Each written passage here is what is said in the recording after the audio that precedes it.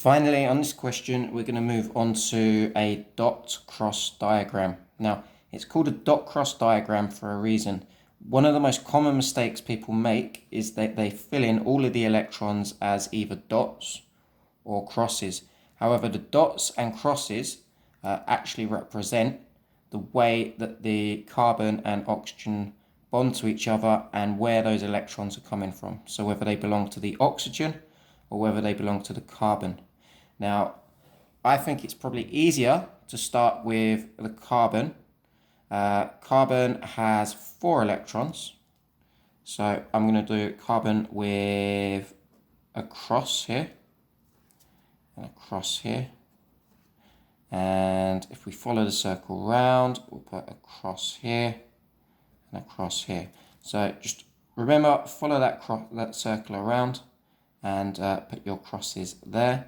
How many electrons does carbon need to get a full outer shell? It's already got 4 electrons, so it's going to need to gain another 4 more to get the total of 8 valence electrons to have a full outer shell.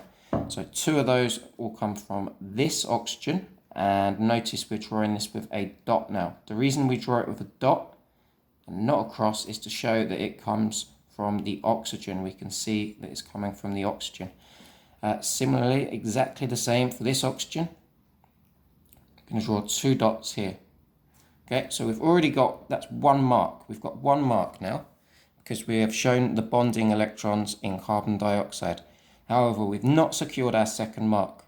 The thing that we've missed out on is we haven't filled in the non-bonding electrons for oxygen. Now, let's just check to see if carbon has any non-bonding electrons. Well, how many electrons does carbon have? It has 1, 2, 3, 4. So don't be tempted to start filling in electrons just here, non-bonding electrons for carbon, because it doesn't have any. All of its electrons are involved in bonding with the oxygen. So we don't need any more crosses here. However, we will need some more non-bonding electrons for oxygen. So oxygen, if you consult your periodic table, oxygen is in group 6. So it's got 6 outer shell electrons. We already have 1, 2. So I'm just going to fill in a pair here. 1, 2, 3, 4. Okay, so now in total, oxygen has 1, 2, 3, 4, 5, 6 that belong to it, plus the 2 from carbon. That makes 8. So it's got a full outer shell. And it's a really good habit, guys, just to get into to pair these electrons up.